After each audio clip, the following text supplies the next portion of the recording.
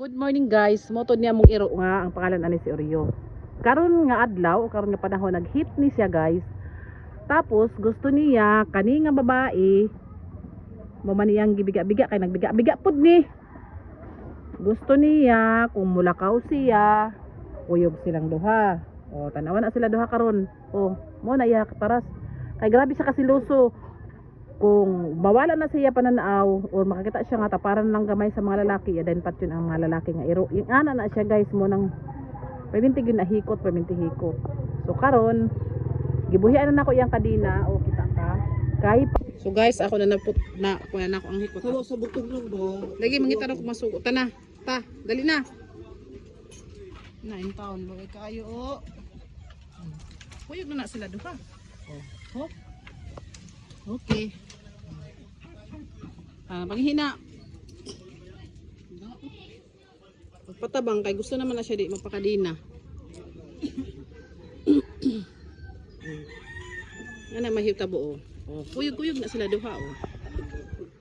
Dai na. Ihi na. Jok, ato ka dito? Kuyog. Mura na siya nga buang tanawa. Oreo no.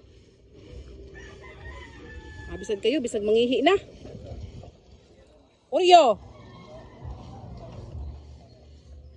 Ihiunay na ng babae.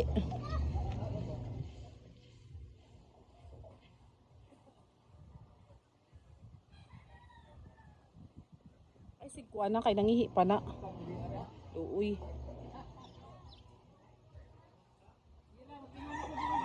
Why gantan kay hi.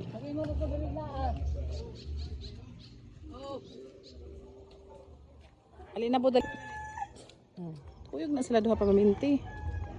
Oh.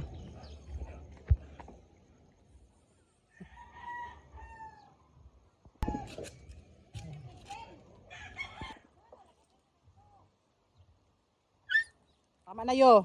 Yo Oreo. Nga na si Oreo guys oh. Bahalag saging basta labing. Oh, kasa ambot kung yan ipod baka ang uban ng mga iro. Yan na siya guys pag mag-hit. Oh, gabi, kagwapo. Gusto niya tanan babae sa market site, iya hatanan, jugjugon. Nga na siya kasiluso. Oh. Nga na siya kagwapo. Pero in fairness guys, kani nga iro namo grabe gid ni kabuutan. Pag mag-hit lang gid ni siya, nga ni gid siya batasan, manguan gid siya uban ng mga iro. Syempre siluso ayo nga iro kay gusto lang niya tapad-tapad paminti ang iyahang love of my life.